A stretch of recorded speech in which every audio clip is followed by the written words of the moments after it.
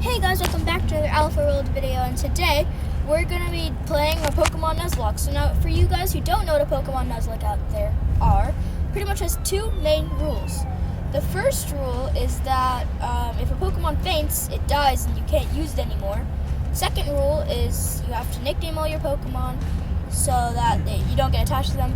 And then the third rule, which I will be telling you later on in the video how we're going to be following, is you have to catch one Pokemon from each route. So yeah, let's go and get straight into the Nuzlocke. Our name is going to be Alpha, and yeah, let's just get started.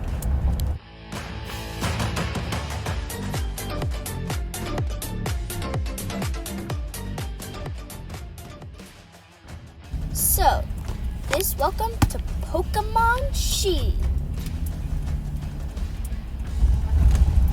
So we're in my house when Hop barges into my home and says it's time to go meet Leon. So I grab my dad's old bag and we head out to Hop's house. While we're over there, we see a Wooloo tackling the fence. We have no idea what it is. It's just casually tackling the fence, trying to get through the slumbering world where there are apparently scary Pokemon. We make it to Hop's house, where we apparently find out that Leon's at Wedgehurst Station, which is where we head next. Once at Wedgehurst Station, we see Leon, and he says he has a surprise for us. So that means we have to go back to his house again. So, guys, now it's time for me to make a big choice in my Nuzlocke, and that's going to be my starter. Now, I've done a little bit of research, and being totally honest, through my personal preference, I really like Scorbunny, and he is pretty helpful throughout the game. So I think I'm going to go with Scorbunny. With that, we quickly add Thumper, the Scorbunny, to our party.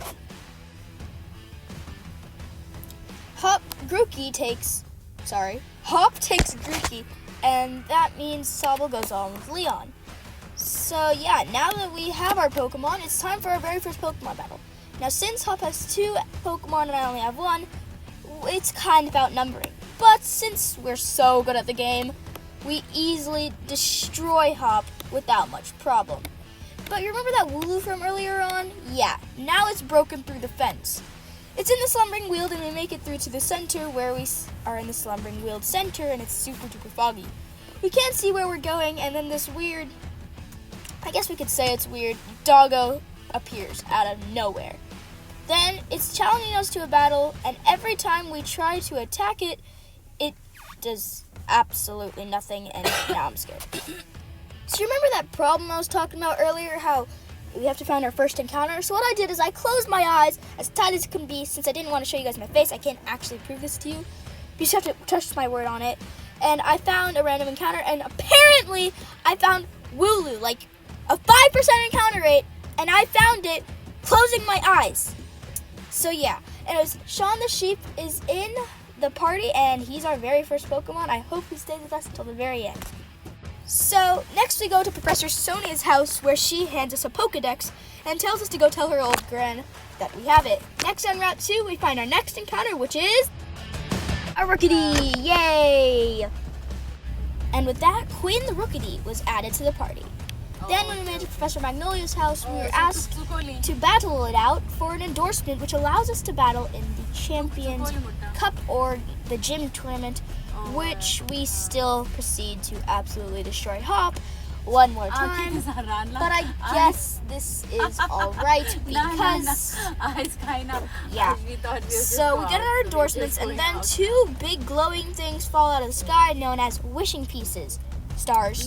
They allow us to Dynamax our Pokemon. When we're heading over to Motostoke for the opening ceremony, our moms stop by and give us some camping gear so we can camp out in the wild area. Speaking of the wild area, we actually get stuck on our way to Motostoke for the wild area. Thank you so much. The reason this actually happens is because apparently there's some flocks of Wooloo on the track. So yeah. We're in the wild area, and Hop says it's absolutely amazing, and I don't know why. But when we make it out to see the big sights, it is absolutely wonderfully amazing. Now, because the wild area is compressed of so many different areas, I guess I decided to split it into 3 areas of my choice. Well, I'm actually going in a straight line to the Motostoke, but actually there are 3 areas that I chose, and yeah. So these 3 areas, I'll be doing the blind spotting thing. So yeah, let's just head straight in. So first off, we have the rolling field, which I find it's an Electrike. So we quickly go ahead and add Charger the Electrike to the team. So on the next part, we find a Dwebble, which I don't know what to do with, but I add it to my party happily. The next part, or Pokemon we find, is a Snorunt. And with that, Shivers the Snorunt is the last Pokemon we find in the wild area. While in Notostoke, we have to choose a uniform number, which I obviously choose number 22. Then we are asked to go and stay at the Badoo drop-in, where Sonia gives us a little history lesson about the statue right there. But then, when we try to check in with the hotel manager, we see Team Yell, apparently, some people, who are trying to, I guess, harass the hotel owner. Then we quickly take him out with some help from Hop on the last battle, but apart from that, it was quite easy. But apparently, these people are fans of a girl named Marnie, who's also in the tournament. So yeah, that was pretty much all for the Badoo drop-in. Moving on to the next segment. The very next day, we headed out onto the pitch for the opening ceremony, where I've got to admit, we were awesome, and the crowd loved us. But then, tragedy struck on the next route. On Route 3, we caught a Pokemon Blossom, but we also lost 2 Pokemon, Queen the Rookidee and Charger the Electrike. And it wasn't even worth it. Plus, we lost them both on that one Pancham. And when I say it wasn't worth it, I mean it wasn't worth it, because the next battle, we actually lose Blossom, the Pokemon that we had actually caught on that route. Later down in the cave, we actually have to battle Bede, who's another gym challenger, who's apparently sponsored, I guess, by Chairman Rose. So yeah, we easily defeat him, and that was it. But then amazing things happened, and right before Route 3, our buddy Scorbunny Thumper evolved. Then it was time to go into the garage gym. Now, all, I guess, gym challenges have this sort of, challenge that needs to go along with them. And this challenge was pretty much a Wooloo rounding up challenge. And pretty much, once you completed the challenges, the Wooloo would go through the big hill, and they would go into their separate little pens, and you were able to go into the grass gym. To finish it off, the grass gym went pretty smoothly, no deaths, and we easily destroyed his Eldegoss without much problem. Then came the water gym, where this scared me so much because, but you don't have to take let me explain this to you. We lost 4 people. I do not remember all the names, but we did lose 4 people in this battle, so that automatically puts the death count up to 5. After the battle, Sean the sheep evolved, and then we defeated Marnie. Then we finally went on to Gym Leader Kaboof back in Motostoke that we just hit around 5 minutes ago. And yeah, we destroyed him with Krabby. Krabby did give me a scare though, Krabby the Dwebble. He gave me a scare, and I thought he was going to faint. But he stood in, and he absolutely destroyed by one shot. Boom, we made it on our way to Hammerlock, where I didn't feel like we were ready, so I decided to evolve 2 of our members. I first evolved Stumper, who is now a wonderful, glorious Cinderace, and then I also evolved Krabby, who is now a big boy Crustle. Rose gave us a power energy plant lesson, and we talked to Leon, who said the Hawk is in a depressed state after losing in some battles.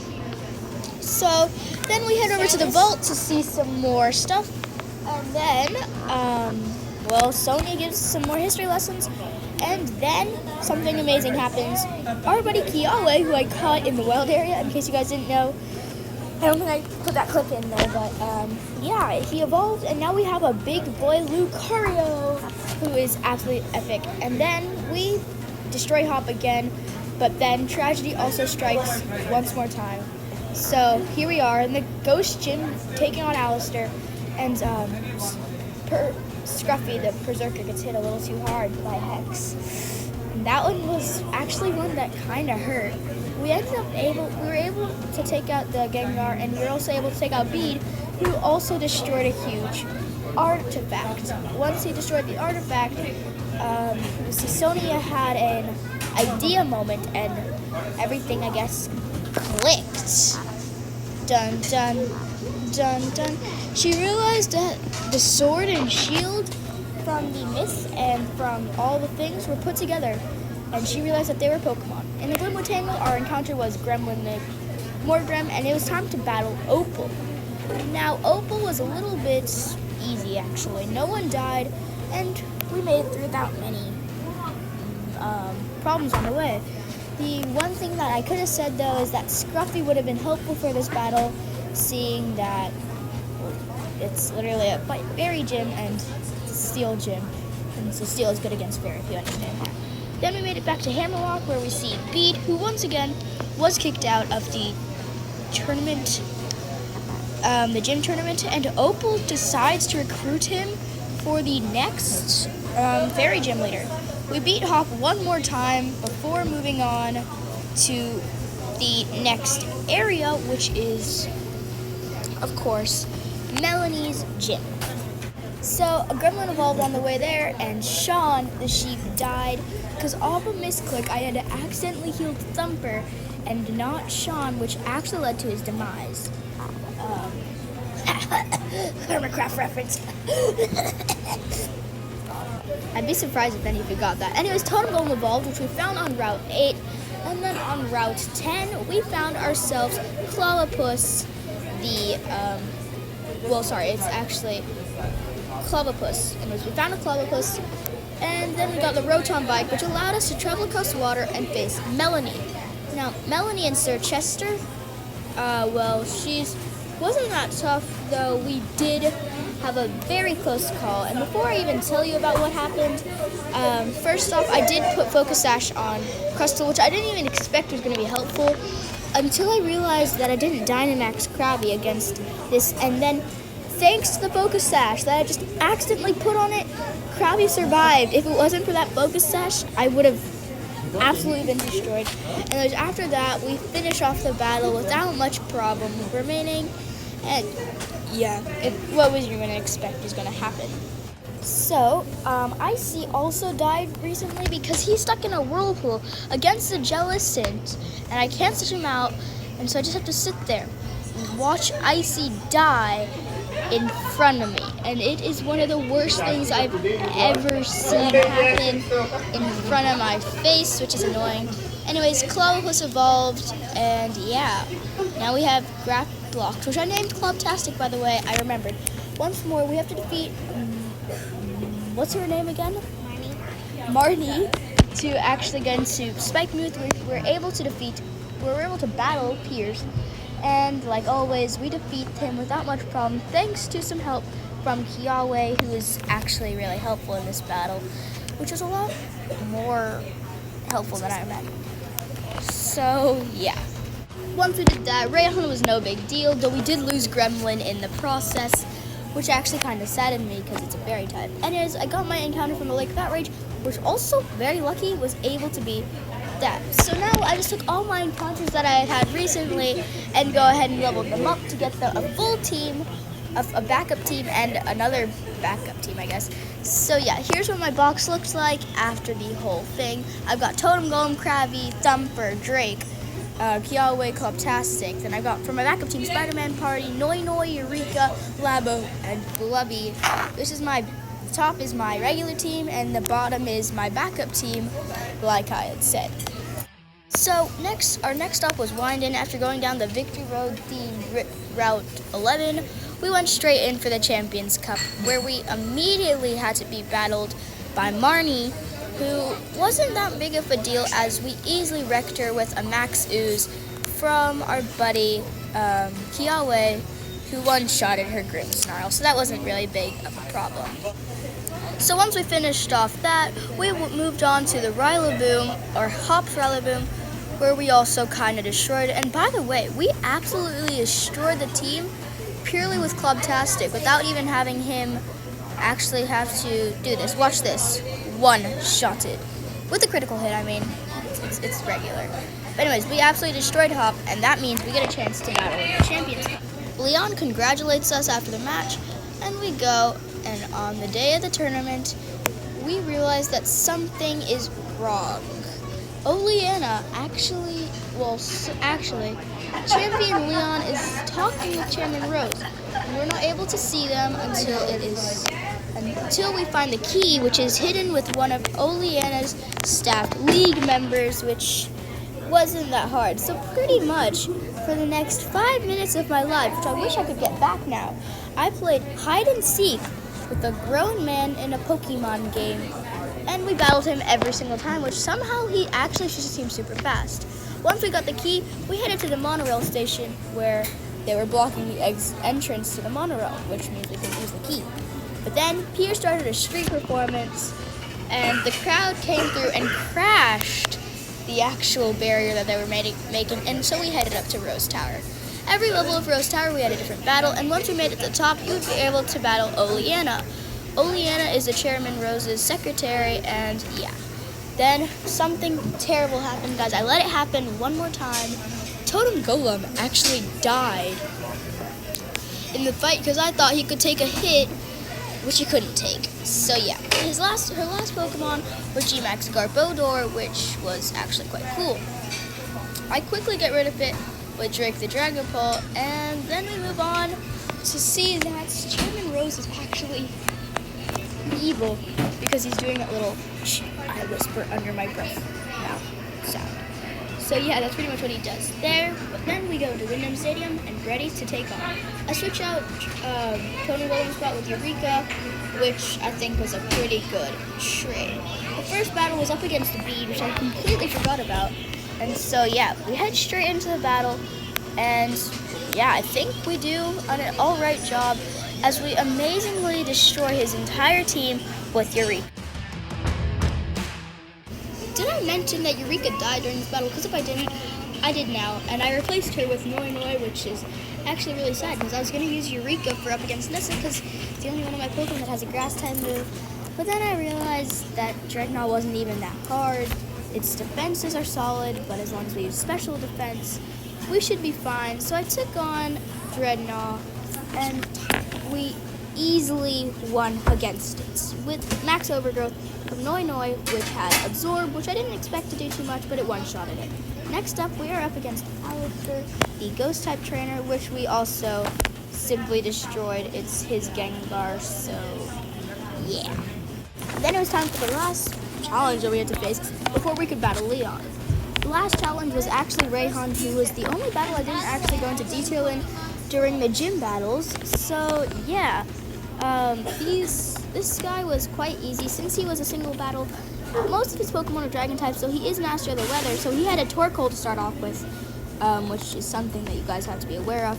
Hop came to cheer us on before a big match against Leon, but then everyone said wait and hold on, because apparently Chairman Rose was trying to awaken Eternatus and restart the Darkest. So once we do some more storyline, cough cough, getting the Sword and Shield from the Slumbering Weald, we are able to actually battle Chairman Rose, who uses his Dynamaxing from here on out. His Dynamaxing Copperajah against us, who we kind of take out easily because we're, well, a fire type and my main Pokemon is Cinderace, so like, as long as you have Cinderace, you can pretty much ace. Yeah, absolutely ace Chairman. So next up was our battle against Eternatus. I was actually kind of scared for Eternatus because the mats didn't add up. I wasn't gonna win because I was weak and stuff. But then I did some extra 20 leveling up, and I was actually able to tank a hit that he threw at me, which pretty well. You saw that? Anyways, then once we defeated him, he turned into a Eternamax, where we actually couldn't touch him at all. Then we used the Sword and Shield that we found in the Slumbering Weald, and boom, magic stuff starts happening. The Sword Pokemon and Shield Pokemon pop out of nowhere. They just go, pow! And then they turn into their Mega forms, pretty much. They just Mega Evolve! And then, yeah.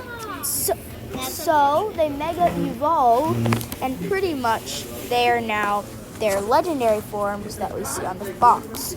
Now that's that. We use their powers to fight. They use their powers to fight alongside us against Eternatus to save all the world.